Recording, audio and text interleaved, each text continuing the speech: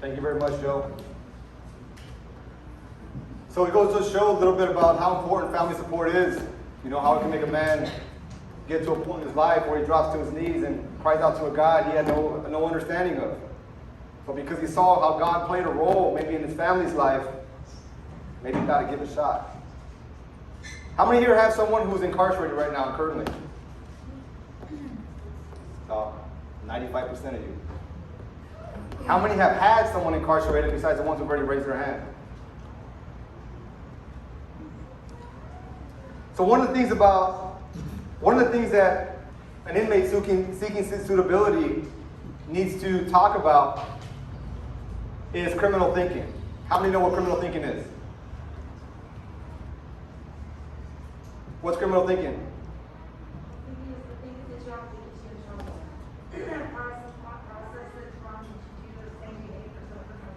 Absolutely.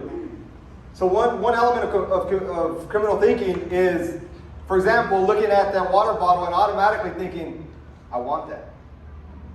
If the first thought that goes through your mind is that you want that, and you're going to figure out every which way how to get it, that's obviously criminal thinking. So as the slide I showed you in the beginning, criminal thinking is not just your actions, it's the motives behind your actions. So our next speaker is going to speak a little bit about criminal thinking, and I'd like to welcome Mr. Stephan Smith.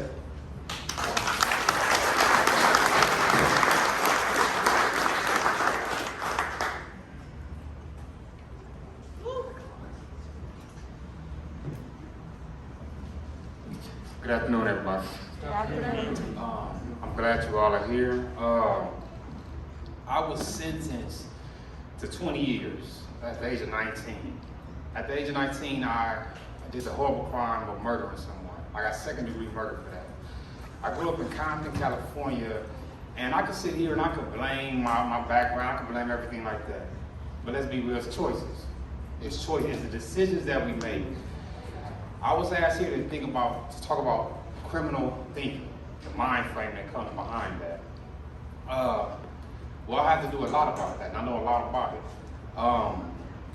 My first suitability hearing, I was found suitable, the very first time. I was only 2.5 years clean. I have every write-up, 115, that's for disciplinary actions that you could think of, associations, just horrible associations. So with all of that, everything, I thought my chances were slim. And so I said, what do I care for? I'm gonna keep doing me.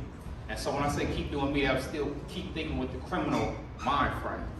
And thinking like that, I went in there and I started doing everything negative. Just selling drugs, violence, staff assault, cell distractions, assaults on inmates, everything. I went deeper in the hole because I didn't have hope. However, it was a seed planted. A seed was planted when we were younger. And my grandmother, rest her soul, she used to take me and my cousin to church. She used to take us to church with us all the time. But being who we were, we still took our guns to church. We'd hide them in the car and go in. And we'd do all of this stuff. And right afterwards, we'd be right there on the block again, doing whatever nonsense that we would. So I went inside of there, that same reputation, like, you know what? I have to be the biggest and baddest inside of here. And all of us criminals that were inside, that's the same thing we all think. And unfortunately, that led me down a rabbit hole. Down a rabbit hole, I kept going. And I did 13 years on a 180. That's the highest level. I've been from Pelican Bay to Cincinnati, the furthest point up north, the furthest point down south. I did the shoe turns, the assets, everything like that. My first actual 5 months in prison, I was right there. The man was murdered in a riot. So I was scared, if I'm gonna be honest with you guys. It took me a long time to admit that. But like Joe said, it was the ego and my pride that wouldn't let me admit it. So I doubled down. I'm not scared, I'm gonna go do the same thing. And unfortunately, I did the same thing. Got away with this and got rolled up for that. It took me 2007, I was in Pelican Bay. I was in Ash City. And here comes the chaplain. The chaplain's coming to my cell. I said, okay, I know what this is about. My father's old. So I've been preparing myself. All right, I got this. I can deal with this. Nah, it was a blow. It was my first wife. We were separated, but we had 3 children together. They said she had been murdered by a straight bullet. And so I'm thinking, I get emotional thinking about it now, excuse me. So I'm like, wow, what are my kids doing? How's my mother-in-law? How's everybody, dealing with this? And so I'm socking on walls. I had the long hair. I had all this nonsense, just everything, the gang tattoos and all of this nonsense. And so my kids came to visit me. My beautiful wife now, she was at my first wife's funeral. She took my kids in, and she brought them to see me. And I looked at how they looked at me. The tattoos and long hair. I'm like, I don't know what they thinking. If I'm on the yard and every time I walk up to somebody to introduce myself or to be introduced to them, and the first thing I look for is in my hands. In prison, we look at a person's hands, the first thing, not his eyes, not his hands, to see if he has a knife in his hands. This is the life I'm living. We're all sitting in there to where knives are a regular thing. We're sleeping with shoes on. In the Los Angeles County Jail, I was in there for over a combined 1.5 years. I can't tell you one night I took my shoes off. But I was okay with that because it was a criminal thinking. It was, hey, it's either me or him. And so now I stand here. I was released last year. I work for CBS Distribution Center at night for insurance. In the daytime, me and my wife own and run our own small business, Smitty's Property Maintenance. And I also work for the Actors Gang. The Actors Gang is run by Tim Robbins. We go back inside the prisons and help with arts for rehabilitation. I hold 3 degrees, 1 in psychology, 1 in business, and 1 in social and behavioral studies. Yes.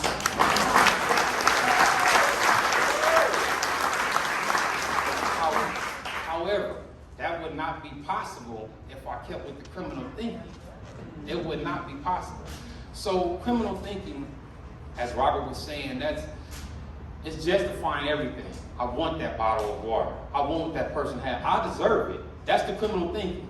It's minimizing. It's justifying everything. That cell phone that so many of our loved ones have. I had a cell phone too.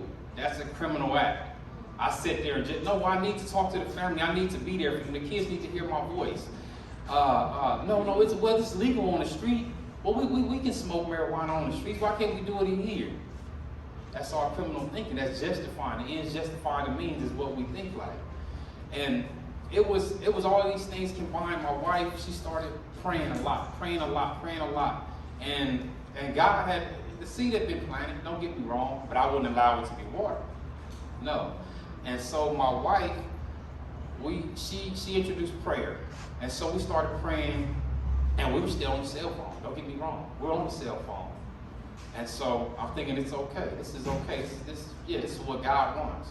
That's the criminal in me. Right? That's the criminal in me though. And so I'm doing everything, selling drugs on my family needs this. I'm not thinking about how I'm putting them in jeopardy.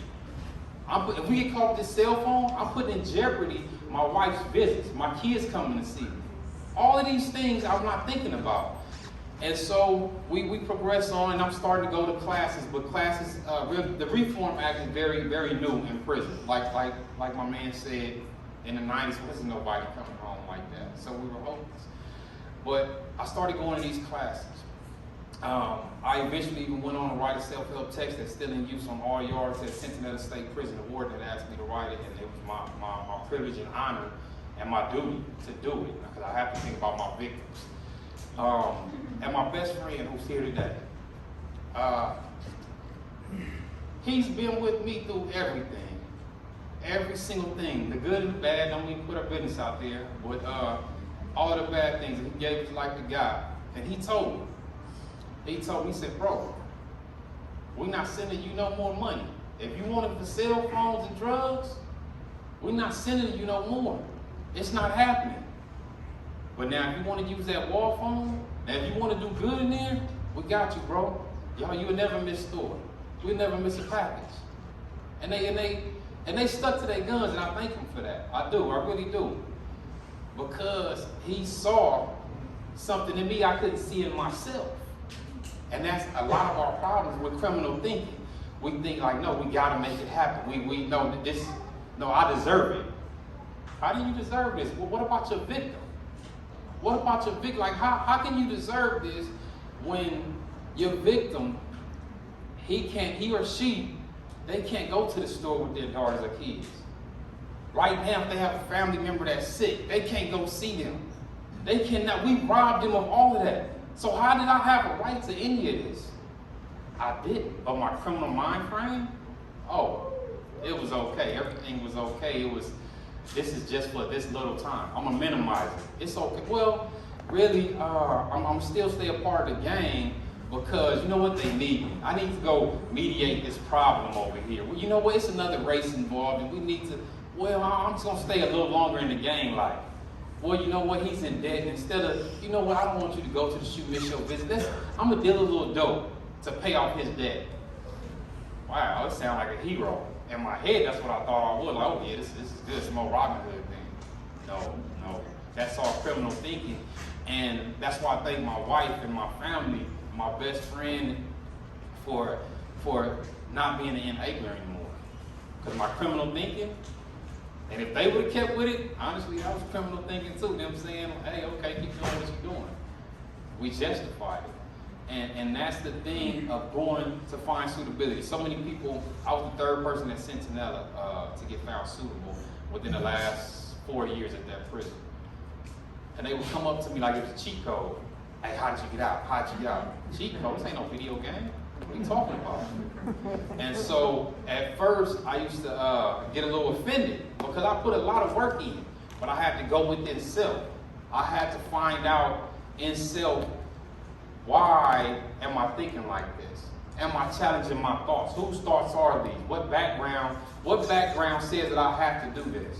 And what made that fly? What made that okay? What made that gangster? Why can't being faithful and married and being an honest person of integrity, why can't that be what's gangster? I had to challenge these things. I had to become a man. Maturation had to happen.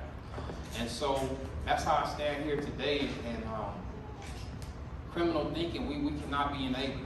No matter how much we love our family, we want to talk to them, we cannot be enablers. Those cell phones, that drugs, we might think they small, but they're not. It's huge. So many people, the most violence on prison yards happens, and people die. It happens over drugs. We can't enable no more. We cannot. So I thank you for hearing me, and I thank you for coming, and God bless you all.